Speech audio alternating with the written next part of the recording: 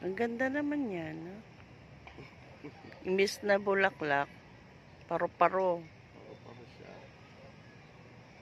Paro-paro yan si nanay. Ano yan, solar, no? Sa Oo. gabi. Ano, papansin mo, tinakpan ko siya.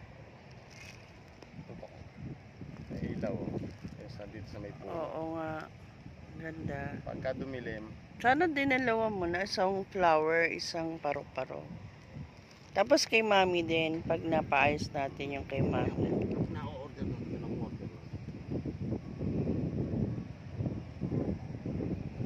Yan. Tapos pag ano, lagyan natin sila ng parang santan na bonsai. Siguro maganda yung ganun din, oh, daddy, oh. Yung merong parang ilaw talaga. Ganun.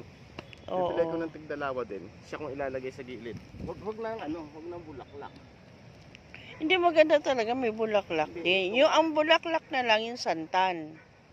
Totoong halaman. Tapos tigdalawa. Tapos ganun. tigdalawang ganun. Ganun Okay din na to, kay no? mami gawin natin. So ang bibili ko na lang, isang ganito pa. Bulaklak naman kay mama. Tapos dito, taniman ko ng santan. Bonsai na Oo, santan. silang dalawa. Tapos dito, tigdalawa rin na.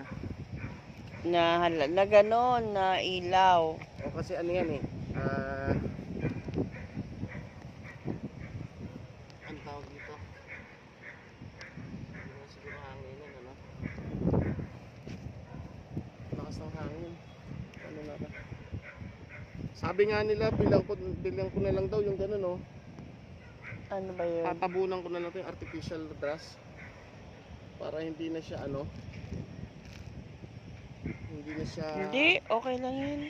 Paano na mas maganda pa rin yung dapat, grass. Taasan pa uli. Kasi natipik-pik pa eh, oh. Sabihin ko. Takbakan pa uli.